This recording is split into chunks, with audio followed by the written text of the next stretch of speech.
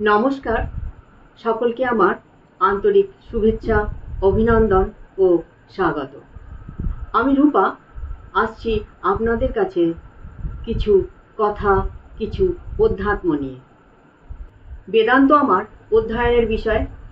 স্বামী বিবেকানন্দের ব্যবহারিক বেদান্ত আমার গবেষণার বিষয়।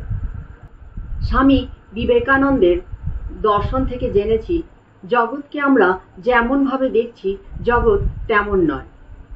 তিনি জগৎকে নূতনভাবে দেখতে শিখিয়েছেন। তিনি বলেছেন মানুষই সর্বশ্রেষ্ঠ জীব। তাঁর দর্শন তাই মানবতাবাদ। তিনি নূতনভাবে চিন্তা করতে শিখিয়েছেন। চিন্তার পরিবর্তন হলে জগৎটাই বদলে যায়, মানুষের জীবনও বদলে যায়। স্বামীজি বলেছেন গৃহত্যাগ করে নয়, সন্ন্যাস গ্রহণ করে নয়, বনে জঙ্গলে বা গুহায় বসবাস করে নয়, সততার সঙ্গে নিষ্ঠার সঙ্গে সচেতন হয়ে দৈনন্দিন কাজকর্মের মধ্য দিয়েই আমরা পরমেশ্বরকে জানতে পারি, পরম তত্ত্বকে উপলব্ধি করতে পারি।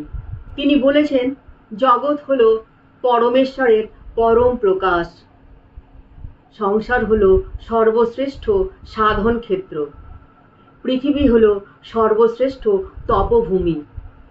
আমি আসছি আপনাদের কাছে স্বামী বিবেকানন্দের দর্শন নিয়ে তথা অধ্যাত্ম নিয়ে, আমার লেখা নিয়ে, আমার স্ব অনুভব নিয়ে, গীতা, উপনিষদ ও ভাগবত কথা নিয়ে।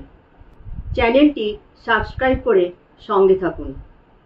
অবশ্যই পড়ুন আমার লেখা দুটি উপন্যাস, জাগরণের কোলাজ ও নির্ঝরির স্বপ্ন নির্মাণ। পাঠকগণ আমাজন থেকে বই দুটি সংগ্রহ করতে পারবেন।